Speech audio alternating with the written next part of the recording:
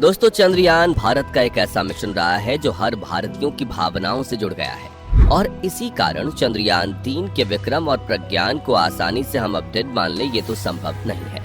हालांकि चांद पर रात के समय में -238 डिग्री सेल्सियस तक तापमान गिर जाता है। ऐसे में फिर से सूर्योदय के बाद चंद्रयान का एक्टिव होना काफी मुश्किल है, लेकिन फिर भी इसरो ने हर भारतीयों के मन में एक उम्मीद जगाई है। तो क्या है विक्रम लैंडर के 18 दिन तक सोने की ये नई कहानी, और 14 दिन बाद जब फिर से सूर्योदय होगा तो क्या चंद्रयान जाग उठेगा, और क्यों आखिरी बार सोने से पहले विक्रम ने भरी थी अचानक उड़ान। ये सब कुछ आज हम आपको बताएंगे, इसलिए वीडियो को बिना स्किप किए लास्ट तक जरूर देखिएगा। दोस्तों, इसरो ने जब चंद्रयान 3 मिशन का पूरा प्लान सार्वजनिक रूप से शेयर किया था तो सभी लोगों को लगा कि चांद के दक्षिणी ध्रुव में लैंड करने के बाद हमारा ये मिशन सिर्फ 14 दिन चलेगा, क्योंकि इसरो चांद पर अपना रिसर्च का काम सिर्फ एक दिन में करने वाला है और एक लूनर डे पृथ्वी के 14 दिन के बराबर होता है। लेकिन अब इसरो ने हम सभी को और पूरी दुनिया को एक बार बहुत बड़ा सरप्राइज दे दिया है। जी हाँ, चंद्रयान 3 मिशन सिर्फ 14 दिन में खत्म नहीं होने वाला है, बल्कि अभी इसकी कहानी बाकी है।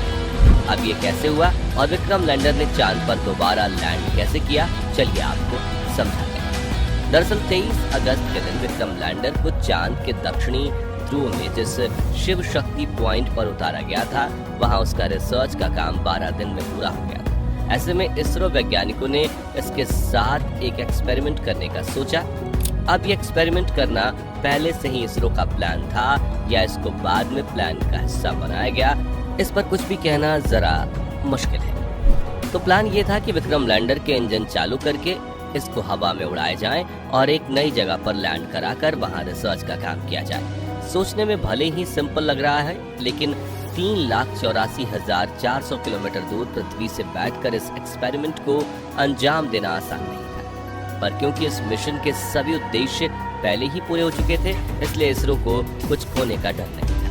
अगर ये एक्सपेरिमेंट काम नहीं भी करता तब भी हमारा चंद्रयान 3 मिशन कामयाब ही माना जाता, क्योंकि ये एक्सपेरिमेंट मिशन के ओरिजिनल प्लान का हिस्सा नहीं था। क्या सब कुछ सोच समझकर सारी गणना करके 4 सितंबर 2023 के दिन सुबह के करीब 11 बजे इस एक्सपेरिमेंट को अंजाम दिया गया। इसके लिए वैज्ञानिकों ने एक बटन दबाकर या कहें कि कमांड देकर विक्रम लैंडर के इंजन को चालू किया, जिन्हें आप रेट्रो थ्रस्टर्स भी कह सकते हैं। इंजन चालू होने से पहले विक्रम लैंडर के सभी पेलोड जैसे कि चेस्ट, एल्सा और रंभा वगैरह फोल्ड होकर लैंडर के अंदर वापस चले गए थे। ये सब ऑटोमेटिक सिस्टम हमारे वैज्ञानिकों ने इस तरह से एक्सपेरिमेंट को ध्यान में रखकर ही बनाया। तो इंजन ऑन होते ही विक्रम लैंडर हवा में करीब 40 सेंटीमीटर ऊपर उठा और थोड़ा सा आगे खिसककर लगभग 30 सेंटीमीटर की दूरी पर इसने सॉफ्ट लैंडिंग कर दी। इस तरह एक विक्रम लैंडर ने एक ही मिशन में 2 बार सॉफ्ट लैंड करने का अनोखा रिकॉर्ड बना दिया। इस नई लोकेशन पर लैंड करते ही विक्रम लैंडर के सभी पेलोड फिर से बाहर निकल आए और उन्होंने अपना काम करना शुरू कर दिया। हालांकि चांद के इस हिस्से में रात बस होने ही वाली थी, इसलिए जल्दी जल्दी काम खत्म किया गया और लैंडर ने तुरंत ही रिसर्च का डेटा पृथ्वी पर मौजूद इसरो के वैज्ञानिकों को भेज दिया और फिर डेटा मिलते ही वैज्ञानिकों ने रात के करीब 8 बजे विक्रम लैंडर को स्लिप मोड पर डाल दिया।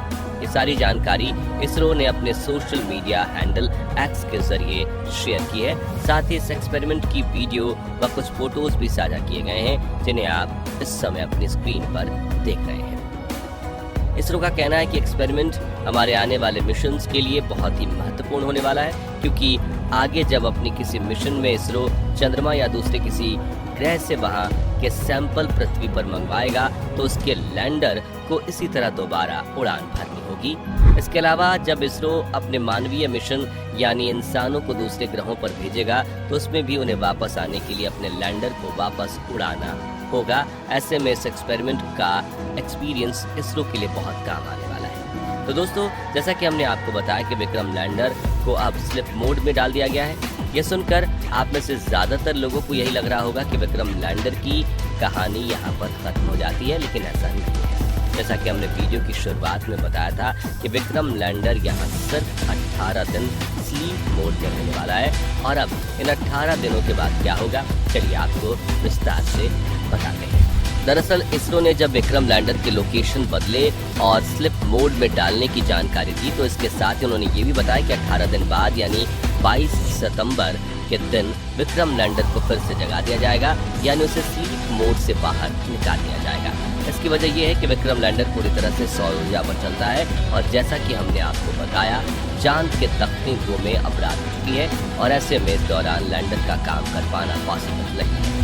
अब क्योंकि चांद के इस हिस्से में सूरज की अगली किरण अब 18 दिन के बाद 22 सितंबर को ही निकलेगी, इसलिए वैज्ञानिक उसी दिन इसे स्लीप मोड से बाहर निकालेंगे और इसके लिए वैज्ञानिकों ने जानबूझकर इसके रिसीवर को ऑन रखा है ताकि कमांड देकर इसे फिर से जगाया जा सके।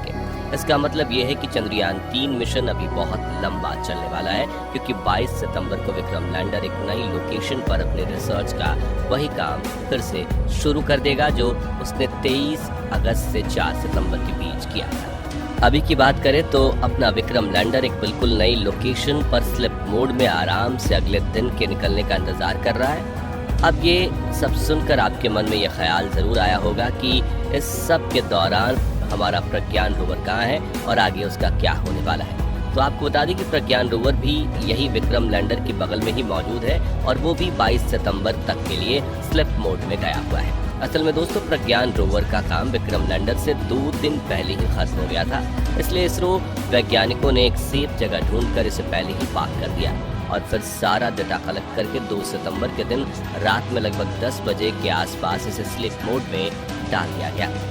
विक्रम लैंडर की तरफ प्रज्ञान रोवर को भी स्लिप मोड में डालने से पहले इसके सभी साइंटिफिक इंस्ट्रूमेंट AP एक्सेस और लिब्स ये सब कुछ चेक करने के बाद इसे भी 22 सितंबर तक के लिए स्लिप मोड में डाल दिया गया, क्योंकि लैंडर की तरह ये भी सौर ऊर्जा पर ही चलता है। यहाँ विक्रम लैंडर की तरफ प्रज्ञान को भी हमारे वैज्ञानिक 22 सितंबर के दिन स्लिप मोड से बाहर निकालेंगे और बाद में हमारा ये रोवर फिर से चांद के इस हिस्से में खोजबीन करने के लिए निकल जाएगा।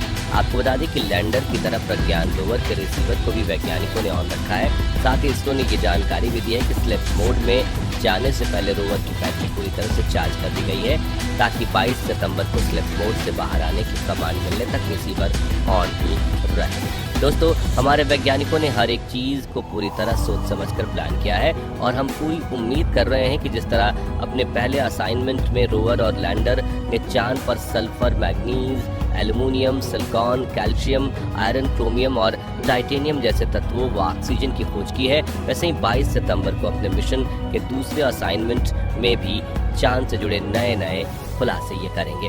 क्या पता आने वाले समय में चंद्रयान 3 चांद पर लिक्विड फॉर्म में मौजूद पानी की खोज कर ले या फिर इसे यहाँ पर वो जीवन मिल जाए जिसकी तलाश वैज्ञानिक पिछले करीब 60 सालों से कर रहे हैं। वैसे दोस्तों आपको क्या लगता है चंद्रयान 22 सितंबर को फिर से जाग उठेगा या नहीं? कमेंट सेक्शन में अपना जवाब जरूर शेयर करें। बाकी हमारी आज की वीडियो में बस इतना ही। वीडियो अच्छी लगी हो तो इसे लाइक और शेयर जरूर करना।